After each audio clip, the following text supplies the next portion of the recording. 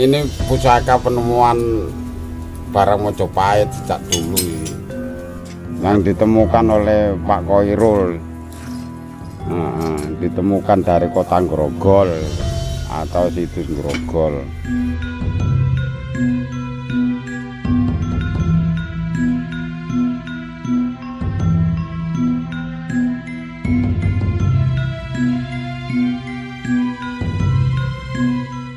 Assalamualaikum warahmatullahi wabarakatuh, teman-teman Bogotan Pring. Alhamdulillah saat ini kami berada di situs Grogol lagi, teman-teman, karena banyak permintaan dari kalian semuanya untuk selalu update di situs Grogol ini.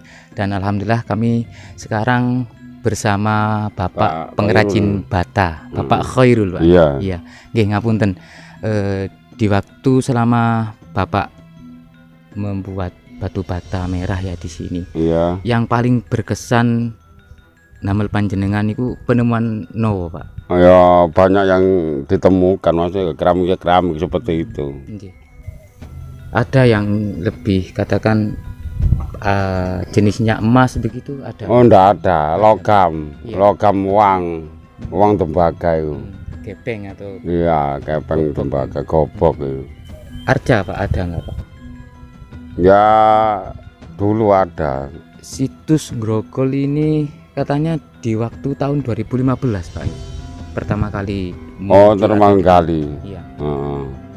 Tahun segitu, Pak. Iya, segitu. Ada nggak, maksudnya sampai sekarang dari pihak BPJB untuk berencana ekskavasi di sini, kabar-kabarnya begitu ada nggak, Pak? Oh, ada. Ya sejak kemarin lusa itu suruh kumpul ke museum lama itu. Jadi teman-teman diajak ke sana berkumpul. Namun untuk tanggalnya dan bulannya tanggal berapa untuk ekskavasi masih belum. Belum turun ya. Cuman dalam tahapan perencanaan. Matur nuwun, Bapak. Matur nuwun. Ya teman-teman, itulah kejelasan dari Bapak Khoirul sekaligus pengrajin bata yang ada di situs Grogol ini, dan beliau banyak berjasa banget kepada kami panjenengan semuanya, karena tanpa Bapak Khoirul dan kawan-kawan yang di sini mungkin situs ini masih terpendam, Bapak, ya. Iya. Ya, matur nuwun. Teman-teman, kami mencoba untuk mereview ya penemuan bukti-bukti fisik apa saja yang ada di sini. Dan di sini, teman-teman, seperti di depan saya ini yang sudah dikumpulkan oleh pengrajin batu bata merah di sini. Nah, kami coba untuk membuka ini apa. Alhamdulillah, masya Allah. Ini, teman-teman. Ya Allah, alhamdulillah. Ya, ini adalah yang seledon ya, atau keramik. Yang ini iya masih lumayan lah, seperempatnya yang terbelah, yang pecah. Ini sebuah apa ya, Mas Den ya, maksudnya bentuknya mangkok kah atau apa ini, seperti lepek gitu ya, Mas Den ya. Ada motif seperti bunga-bunga gitu, teman-teman, di tengah ini. Sangat bagus sekali, teman-teman. Untuk dinastinya yang jelas ya di antara dinasti Sung, dinasti Yuan, dan kalau ini dinasti Ming yang ada motif warna biru. Nah, kalau ini agak lebih buram, mungkin ini dinasti Sung di abad 10 sampai abad 13 awal. Kalau ini sudah lebih ke dinasti Yuan, abad 13 sampai abad 15. Dan ini yang lebih awal, maksudnya di abad 16-17, teman-teman, dinasti Ming. Dan sangat bagus sekali, artinya masih terlihat bahwa ini bentuknya apa gitu ya. Kalau ini yang jelas mangkok, Ini adalah lepek ya, seperti lepek begitu. Dan ini adalah juga mangkok.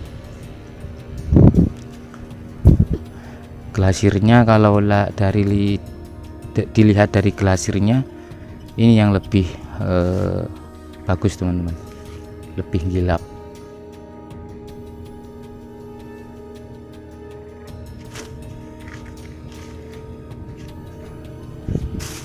Kalau ini dari dinasti Ming yang khas dengan motif-motif warna biru. Ya, kita kembalikan teman-teman. Alhamdulillah masih tersimpan baik oleh Bapak Khairul, pengrajin bata di sini. Kita simpan dan kita masuk ke dalam teman-teman. Ini adalah di situs Ngrogol yang bagian barat. Di sini tampak batu bata merah yang masih utuh. Ini juga ada sebuah gerabah ya. Mungkin ini adalah pot bunga mungkin. Nah, di sini masih tanpa motif yang terlihat teman-teman. Ini adalah terakota. Jadi maksud dari terakota itu adalah tanah yang dibakar. Pembuatan benda-benda rumah tangga dari terakota. Yang dimaksud dengan terakota itu adalah tanah liat yang dibakar, tanah yang dibakar. Kalau melihat dari lingkarnya begitu Mas Den ya, mungkin ini sangat besar sekali, besar. Seperti pot bunga begitu. Iya.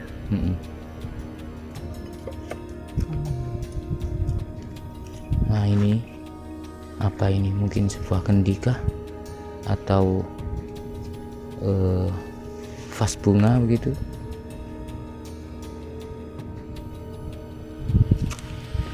Kita lihat di sini teman-teman. Ini pecahan-pecahan keramiknya. Ya seperti yang keterangan dari kami kemarin bahwa semua benda-benda keramik atau seledon di sini dari beberapa dinasti. Ada yang dari dinasti Sung, dinasti Yuan, dinasti Ming, bahkan ada yang dari Thailand atau dari Vietnam. Oke, masuk ke dalam lagi Mas Den, Mas Tony. Oke. Nah, ini teman-teman disimpan, ditaruh di timba oleh pengrajin bata di sini. Ini adalah terakota. Dan ini ada sebuah mangkok kecil begitu.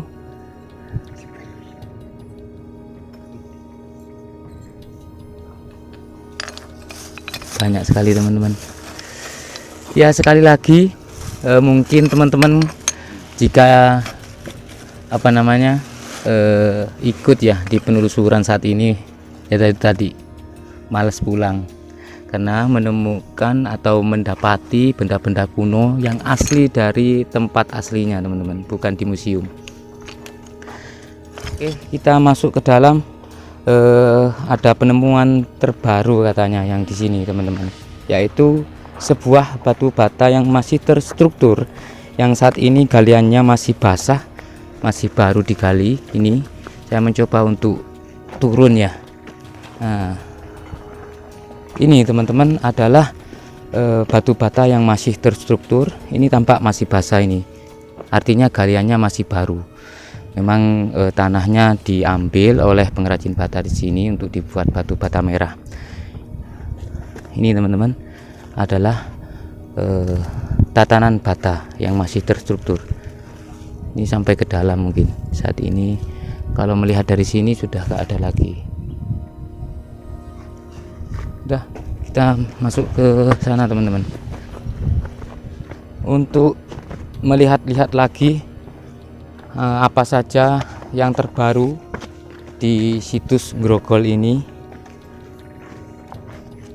Jadi situs Ngrogol berada di ikut Pakis Bapak ya, sebetulnya ini Bapak ya. Mungkin karena bagiannya di sebelah timur dekat dengan dusun Ngrogol, akhirnya dinamakan situs Ngrogol.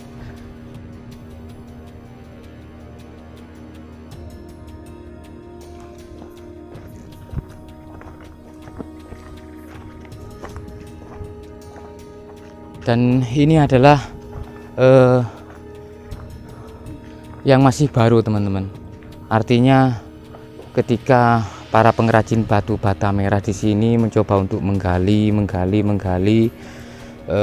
maka semakin tampak di sini bahwa ada beberapa bebatuan ya, jenisnya yang ada dari boulder begitu, seperti ini, batu-batu yang kecil-kecil begini. Ini adalah boulder. Apakah memang dulunya memang di sini ada sebuah bencana atau banjir bandang begitu?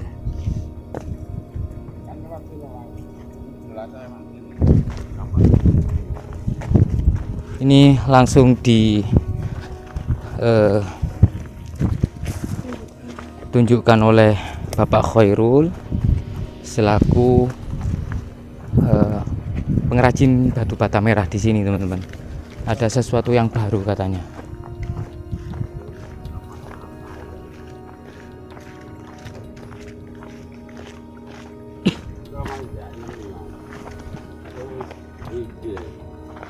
Nah, ini adalah ukel, teman-teman. Artinya di sini memang jelas-jelas dulunya adalah sebuah pemukiman, karena fungsi dari ukel ini adalah sebagai ujung ya dari sebuah atap. Jadi dulu itu memang karena atapnya dari ijuk atau alang-alang begitu, dan ada yang dari genteng juga. Jadi ukel ini ditempatkan di ujung atap teman-teman. Nah, ini adalah di kedalaman sekitar 5 meter ya, bahwa tampak di sini ada batu bata yang masih terstruktur seperti ini teman-teman.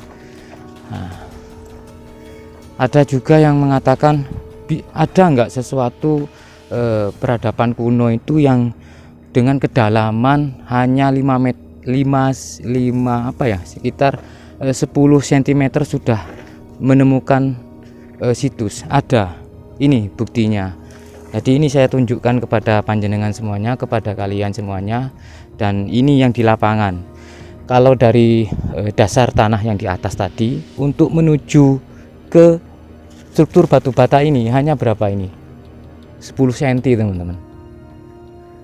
Ini adalah sebagai penguat juga dari video kami sebelumnya yang Tony menunjukkan ada situs ketika digali hanya 10 cm sudah menemukan batu bata merah. Ini adalah masih kedalaman 10 cm dari dasar dari atas ini, dari dasar tanah yang di atas. Jadi coba shot kamera.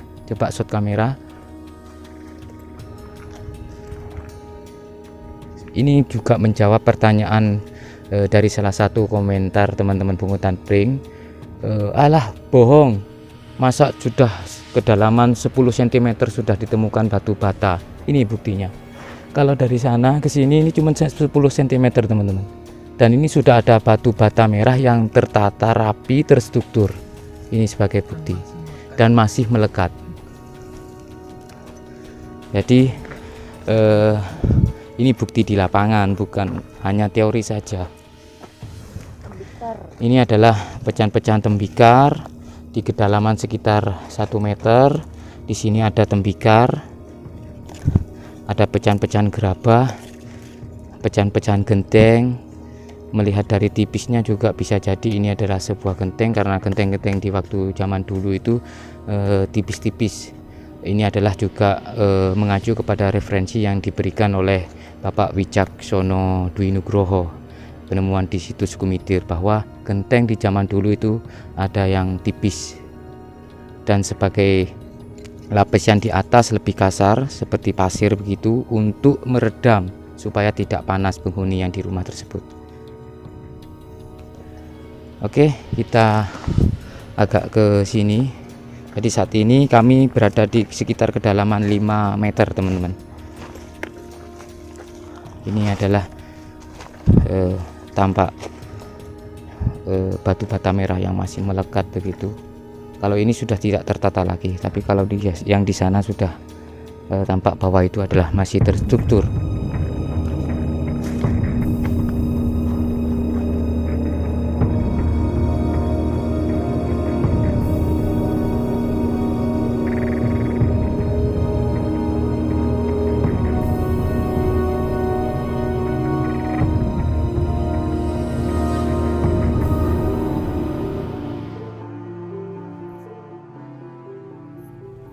Ya, teman-teman pungutan pring, seperti biasa bahwa Tony sudah melakukan penelusuran dari sisi dimensi sudut spiritualnya, bahwa apa yang bisa diceritakan nih Mas Tony, keadaan dari tempat ini dengan sudut pandang spiritual dari Mas Tony.